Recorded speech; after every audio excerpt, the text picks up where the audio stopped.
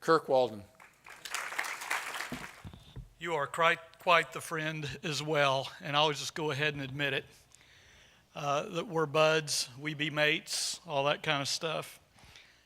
It's really fun to be here with kind of an intimate group today, because I'm going to do something a little bit different than what I normally plan to do. I've got this list of things that I'll say, and I'll maybe say some of them, but it just struck me this morning, and this is scary because we were talking about it, Art and I, earlier.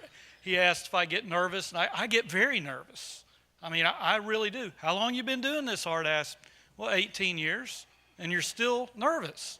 I mean, I don't know how many times I've been on a stage like this, maybe 500 times, and I still get nervous, and I still walk around the room in the morning. I'm talking to my wife this morning, and we've already done the birthday stuff. It is actually her birthday today.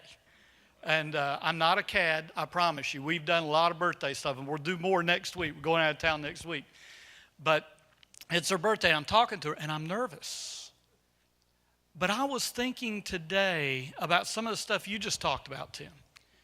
You just thought, what do we do? When I saw the vote in D.C., and I saw that it was the Survivors Protection Act, Abortion Survivors Protection Act. I think that's the wording. And 44 voted against it. 44 senators voted against it, so it wouldn't come to a vote. So it never gets to the floor because you didn't get 60 votes for cloture and all that stuff, which I don't really understand. I remember seeing on Instagram, somebody said, what do we do now? And you asked that question. And I started thinking about what do we do. And I started thinking, I really believe, and maybe I'm just the eternal optimist. I'm sorry, that's just who I am. Tim and I had this discussion yesterday. I really believe that God is doing something here. Not in that vote. I don't think he said, oh, this is a good thing. I really believe he's doing something in this country. I really believe that things can change. And us being in this room is part of it. Here we are, sitting here in Rochester, and I'm thinking all across the country something is happening. I believe that the tide, and I'm not talking about the Crimson Tide, I'm not talking about Alabama, but the tide is beginning to turn. And I see good things happening. We're going to talk about that in just a minute. And Tim, you talked about getting emotional. I get emotional too. I realized a few years ago that now I'm 56, I'm almost middle-aged, getting closer to that point, putting it off as long as possible. But I have begun to lose control of my emotional faculties. I'm just going to be honest with you. I cry at movies I didn't used to cry over, and whether it be sports movies and happy endings there or whatever. And in fact, I'm just going to go ahead and put my man card on the table. I did at lunch with the group today, and they just shook their heads. But I like Hallmark movies. I do. I like those Hallmark Christmas movies, and I guess the reasoning is that they're so darned unpredictable.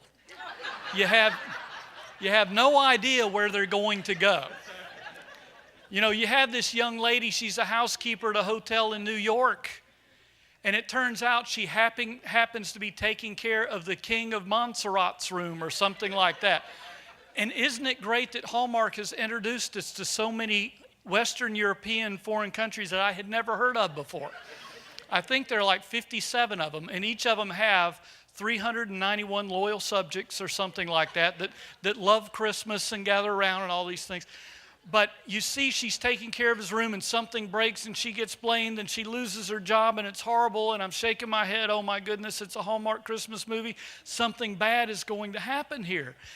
And then it turns out that the king's aide happens to be watching it all take place. He's never met this girl before, but she does something nice, and he goes, oh, okay, I think I'll find her apartment and then ask her to take care of the king's daughter and fly her all the way across the pond so that she can be his nanny, somebody I've never met before. And I thought, that's exciting. I didn't know this twist was going to happen. And then in a movie full of twists, when she gets over there to take care of the king's daughter, it turns out she and the king begin to like each other. And this relationship begins to grow. The movie starts at 8 o'clock. We get to 9:05, and we know what happens at 9:05. They begin to really like each other, and they get very close. And we think, oh my goodness, there's going to be a lip lock in just a couple of seconds. And then what happens? Anybody who's watched one of these movies knows Then the daughter comes in the room and they back off.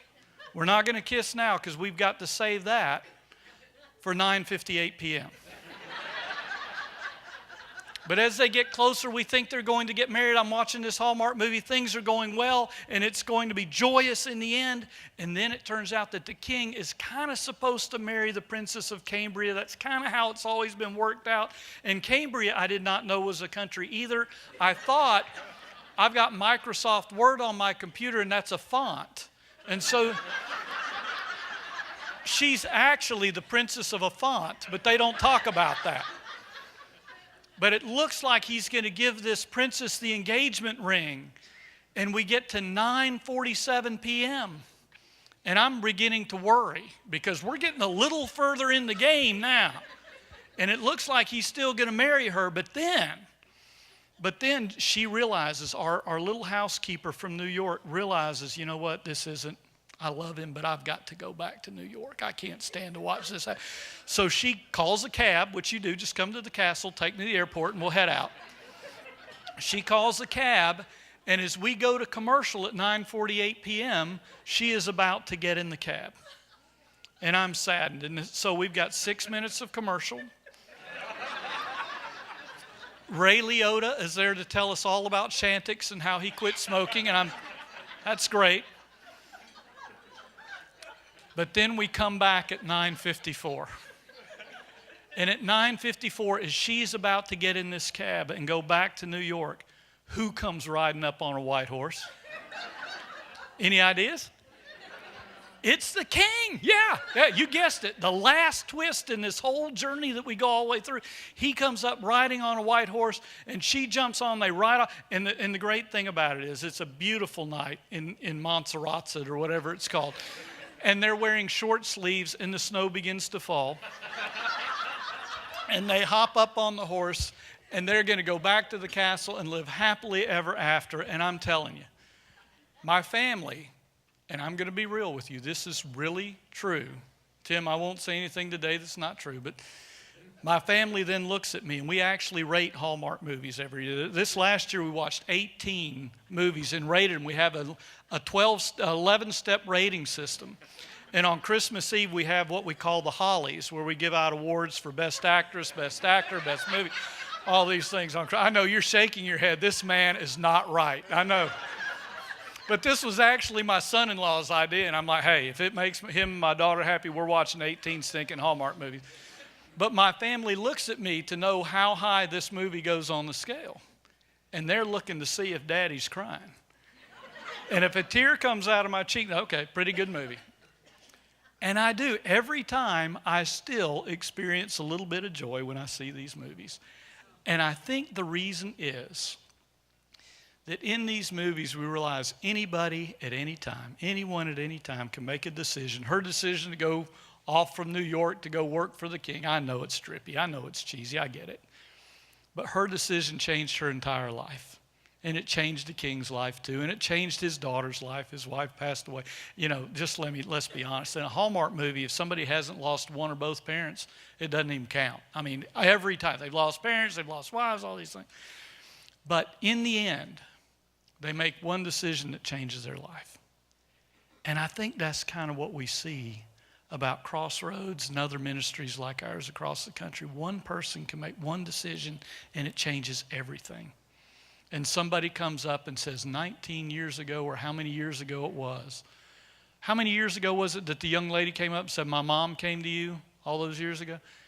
Mom was 19. Okay, the mom was 19. So it was years ago, and this girl's and she comes up and goes, one decision. Changed everything, and now I'm in the class because of one decision that was made. And folks, I don't know what's going to go on in D.C. I don't know what's going on in New York, Virginia, or anywhere else. And thank you for mentioning Alabama. In fact, I've got an email from a guy working with the Alabama Pro-Life Coalition. They're about to put forth the law there in the next few weeks, and they needed some information from me on that. I don't know what's going to happen, but I do know one thing. One person making one decision changes the world for somebody else and somebody else and somebody else. And that's why we do what we do, but I think it's greater than we can even imagine because it's not just one. It's not just one at a time. I had a story like that. When my son was born, my 11-year-old. We've got children from 29 to 9. I know. I mean, you can't, it's like, what in the world? I don't know how this, I should know how this takes place, but somehow I haven't. But when our 11-year-old was born, he had a little problem the night he was born. He stopped breathing 6 times. 4 times he figured it out on his own, and twice they revived him, and they put him in ICU, put him in the NICU, and I was going to the NICU. Going in there and you scrub up and you do all these things, you put the gown on, and I walk in there and a nurse comes up to me and she says, Mr. Walden, what do you do for a living? And I'm just going to be real with you. I didn't want to be the pro-life guy at that moment. I didn't want to say, I work with pregnancy centers and we're doing all this stuff. I just wanted to go see Josh. That's all I wanted to do. But she asked me what I did, and I thought, I'll tell her. I didn't want a conversation. I just wanted to get in there. But the Lord had different plans, and she says, what do you do? And I said, well, I work with life-affirming ministries across the country. And I just, maybe 15 seconds. She said, can I tell you a story? And again, try to put you in my shoes at that moment. I just want to get to see my son.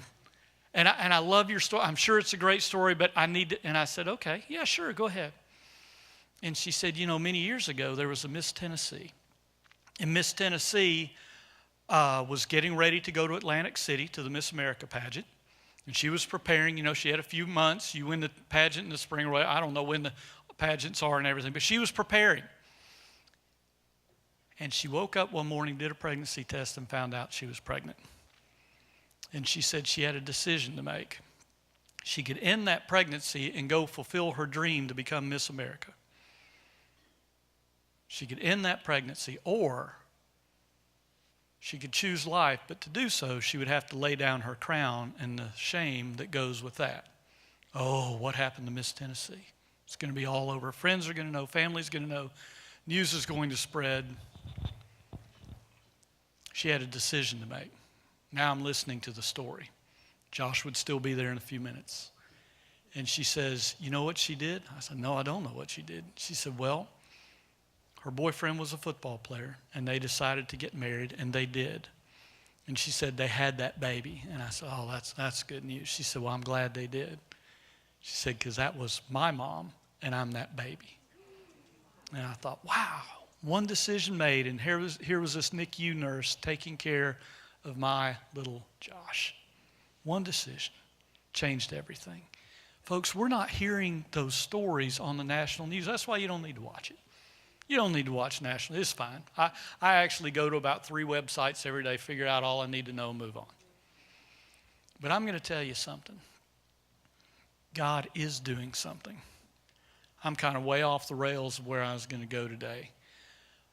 But I want to talk about something that I just thought of this morning, if it's okay with you guys. And that is, I want to go all the way back, because I think we can be the early church. We have an opportunity to be the early church just like they were. We read the stories. We read Matthew, Mark, Luke, and John. We look at the book of Acts. We read through. Oh, man, amazing stuff they were doing. People coming out of prison and people's lives changing. Jailers coming to know the Lord and all this stuff. And I'm like, man, could we do that again today? Yes, we can. And in fact, we have that opportunity. And you know what? We believe we may be in the last days. And in fact, I'm like Tim. I'm not a prophet either. In fact, Tim, you actually work at a non-profit. Get that? I just thought of that. That's pretty good, So that one's new. Don't know if I'll use it tonight. But we don't pretend to be prophets. We could be in the last days. But you know what? Those New Testament Christians believe they were in the last days. They thought it's about to be over. And what did they do? They went out and went to work, and they changed a culture. They turned a culture upside down. And I think about the early Christians, and the practice in Rome is so much similar to what we just saw in Washington. Because the practice in that day was that if you had a child that you didn't really want, a lot of times it was a woman. It was a girl, a little baby girl. It's like, girl can't do what we need done. We need a boy. And so what they would do is they would, what they called, expose them. Exposure, you'd leave the child. There were actually exposure places where they took their children, just laid them out there, and if they survived, great. But then they would leave them and go back home. In fact, we've got letters of people writing, of men at war, writing back to their wives. If it's a boy, you know to expose them. I mean, if it's a girl, you know to expose them. But what happened was the Christian community, this new fledgling group, said, you know, Jesus taught us a couple of things. Love God with all your heart, soul, mind, strength, everything you've got. And the second one was to love your neighbor as yourself. We were talking about this at the table. That Christianity, in its basic form, is loving God and loving our neighbor as yourself. And I was mentioning at the table today that I've often thought of that. You know, that's great, Jesus. I think that's encouraging. Wonderful, nice stuff. Icing on the Christian cake. Love others and all this kind of stuff. But the real Christianity stuff is the theology, knowing these things and understanding all these truths. And Jesus was trying to say, no, this is real theology when you love your neighbor as yourself. And then the lawyer comes up to him and says, well, who's my neighbor? And then Jesus tells the story of the Good Samaritan, doesn't he? These people took that literally. And these Christians went out, and what they did was they went out and found these babies who were exposed. They would go to these places, and they would take them into their own homes, and they would literally save their lives. That's what they would do. They would come in, and they would go out, find the babies, bring them in, and save them. And you know what? As they went out and did this, back then they didn't have a representative republic in Rome. They couldn't just go to the president's office or something like that. I know we can't either, but you know what? Regular people, you'd be surprised. 3 or 4 weeks ago, I can't remember, I think it was 4 weeks ago, I was actually in the vice president's office.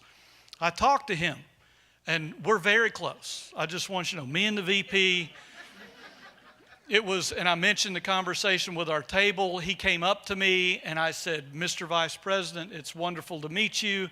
And he said, Kirk, it is good to meet you as well. And so that friendly banter, I'm sure it went on for hours. I can't really remember, but there are only 29 people in the room. But he and I are close. But it's interesting that in our representative republic, we can talk to folks. I was actually in Debbie Stabenow's office, and you know what's interesting? The most delightful staffer greeted us. Young man, just sharp as a whip, very kind to us, and I know she voted the other way on this proposal that came up. I was in Gary Peters' office. They were very nice people, and we got to chat with them and talk about what pregnancy centers are doing around the country. And so that was really neat. But you know what? When Christians go and do the work of loving our neighbor, it changes things. Back in Rome, they couldn't go to their representatives and say, we need you to do this. It didn't work that way. Not that easy like it is for us. We can say, we'll vote you out. Not quite that easy in those days. But they went out and they found these children and they brought them into their own homes. And as it was, the culture began to take notice of what these new Christians were doing, of what this new faith was making people do and causing people to do.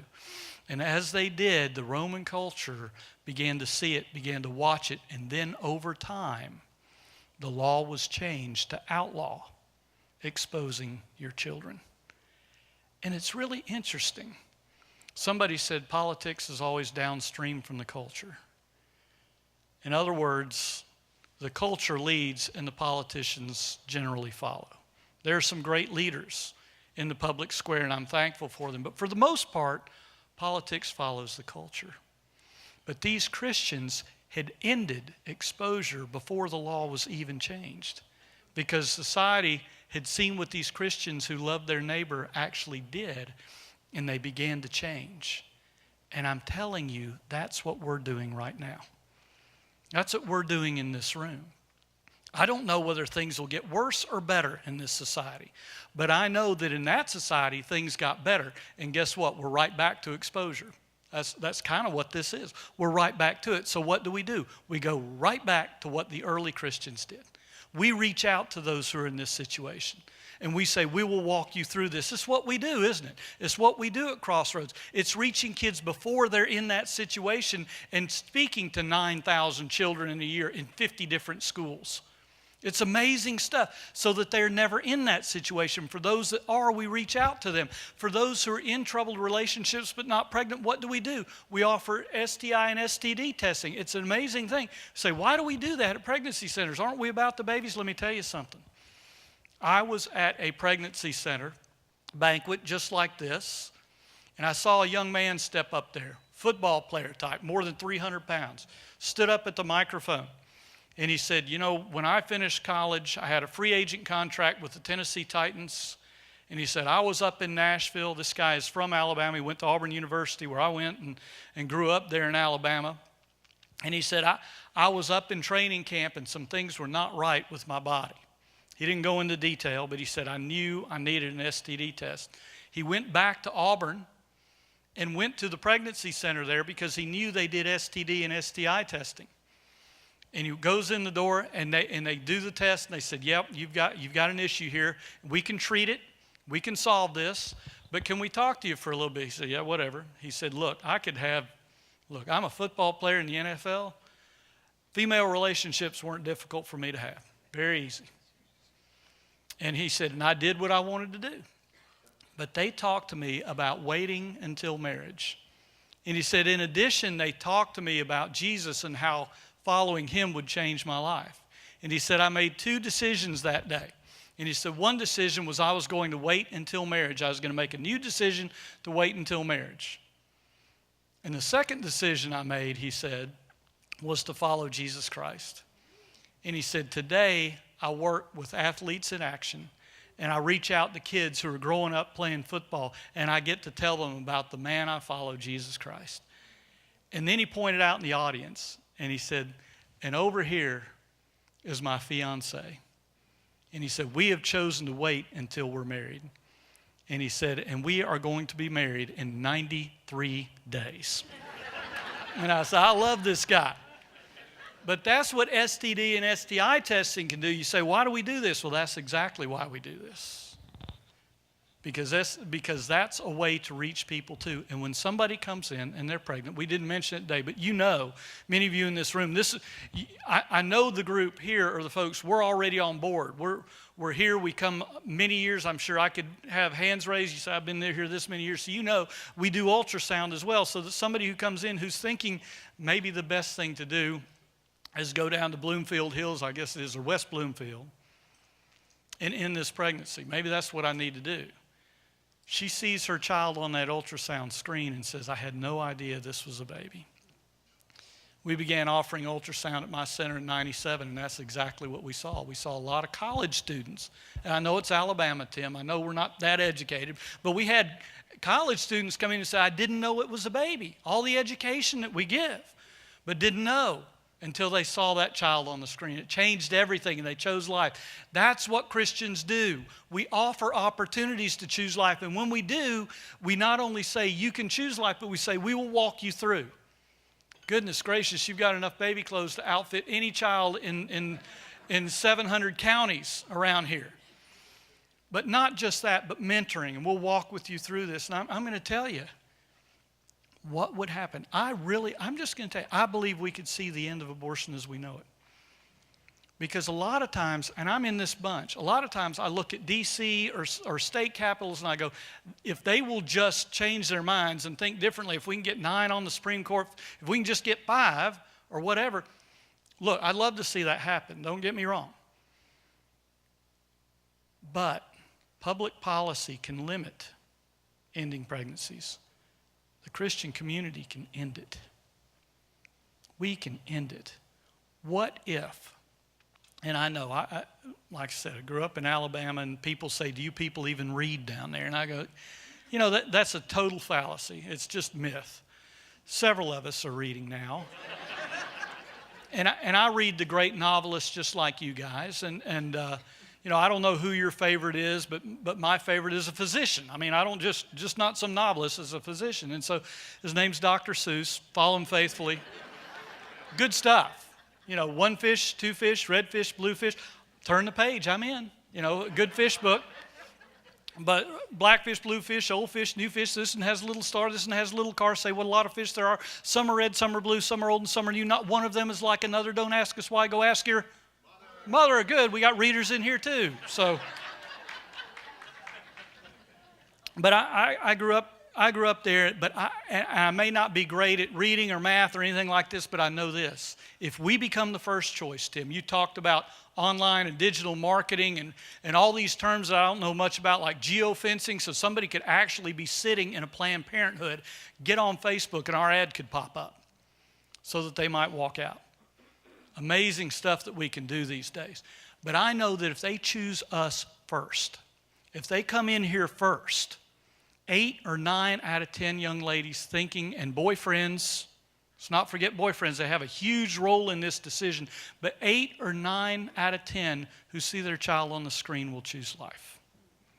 And guess what? When we reach the dads, which we're doing here, we reach the dads, guess what?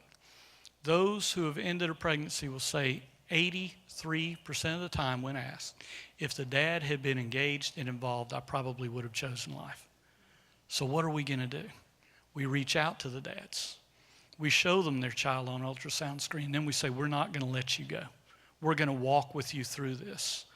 We're not going to say, well, you do this and then we're going to let you go. No, we're right here. Every step of the way, we'll go hand in hand through this thing. And it is changing a culture. I'm going to tell you, I make the mistake of looking at the news and saying, oh my goodness, look what happened. No. Under the radar, unbeknownst to what's going on cable news or whatever, we've got Christians who are saying, I choose to love my neighbor. And you know who my neighbor is? It's that woman who's hurting and scared. It's that young man who's scared about being a father because he's never known one in his life. And then somebody's asking him to be one and he doesn't know what to do. We'll reach out to him. And in the process, we're serving that child waiting to be born. That's what we do. We love, and it changes the culture, because if they choose us first and 80% are choosing life or more, what happens to those places where you end pregnancies? They go out of business.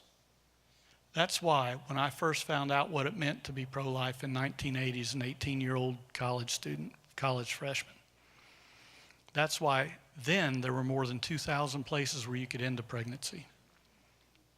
There were maybe 200 places like us that offered life-affirming option, but the Christian community has said, not on our watch. We're going to be like those first church people, like the early church, and we're going to go love. And as we do, it'll change a culture.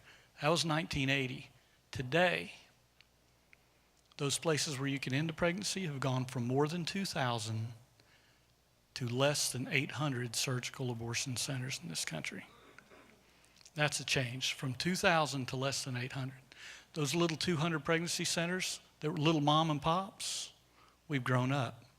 We're now 2,700 strong and growing. In the last few weeks, I've been in centers in Louisiana and Texas that just opened within the last year. We're seeing more open and more open and more open, while those that end pregnancies who are trying to make profit off it are closing more and more. Yeah, you'll hear a story, a big one opened over here, whatever, but for the most part, they're closing. If you go with me to Chattanooga, Tennessee, they got over 100,000 people. They don't have a place where you can end a pregnancy. Not anymore. Pregnancy center became the first choice. Second choice disappeared. Pregnancy center bought out the property where that second choice was. They razed the building to the ground, and there they built a national memorial to the unborn. That's what's happening. Surprisingly, it didn't make the news, but that's okay. We don't do what we do to make the news. We do what we do to love. And when we love, it changes a culture. That's why we're here. I did not know I was going to go down that road today. I hope it's the right road, because as I look at it, I look at the vote, and I actually made some notes. What do we want to be? What's the vision? Could we see this area right here? Not just Rochester, Auburn Hills, Bloomfield, Pontiac, everywhere. But this area, southeastern Michigan, let's just say this. Could it be abortion-free? And the answer is no. No. They'll all, you know what, you got Detroit, you got all this. It's just, Kirk, that's a nice pipe dream. That's wonderful to talk about, but come on. Let's be real here. And I go, all I know is that people like Paul didn't decide to be real. They decided to go out and change a culture. Those early Christians, what are we going to do about all these exposed children? We're going to go out and bring them in, and we're going to change a culture. And I have a simple question for all of us. Why not today? Why can't we change the culture? Why are we so sure that we can't change a culture where life is celebrated? Not because we have the biggest signs or the strongest voting bloc or the biggest political action committee. And none of that's wrong. I'm not saying any of that's wrong. But what if our love so prevails that a culture says, that's what I want? Why did the church grow so fast in those early days? The church growed so fast. Well, I am from Alabama. Sorry about that. It been growing in, and it just comes back to me from time to time. Why did the church grow as it did? Because they loved. And there were people outside that said, I don't know about that Jesus was raised from the dead stuff. I don't understand it. But I know those people are different because they love each other, they reach out to each other, and they don't stop loving. And if they see us and the young people in the throes of this decision don't see people who are angry, but see people who love and say, we want you here because we'll reach out and we'll provide and we'll be there every step of the way. If that happens, if that continues to happen and we're growing, a world will take notice. And I say, when somebody tells me we can't see an abortion-free society in Southeast Michigan, when somebody tells me we can't, I just have a simple question, why not? And the only reason why not, I think, is because one, we don't believe enough, and one, we're not willing to take those extra steps, whatever it takes. And Tim, you mentioned the first step is to pray. Because if I pray, I'll act.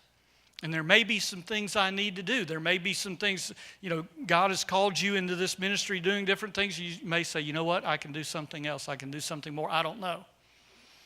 And this is a fundraising day for us. We have one big day all year long when it's a fundraising day. This is it. And my hope is that we can raise $250,000 by the time we shut down the doors tonight. Because if we raise that $250,000, that $250,000, Tim, then you are going to be on track to have the staff you need, the people you need to do that digital marketing, that online marketing, so that not one person in our service area, what do we have, 19 centers in this area?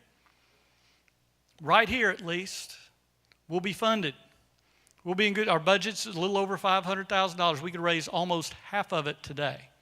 And we've got a little over 100 in this room, and I actually did the math. I told Art that I was going to try to do some math, and I figured out that our portion of that right here is about $40,000. Our portion of the 250, our group, is about $40,000. And I know that's a lot. I get that. And I don't want to be cheesy about this because I'm just not that great golden tongue fundraiser guy who can talk you out of your wallet. I'm just not that guy.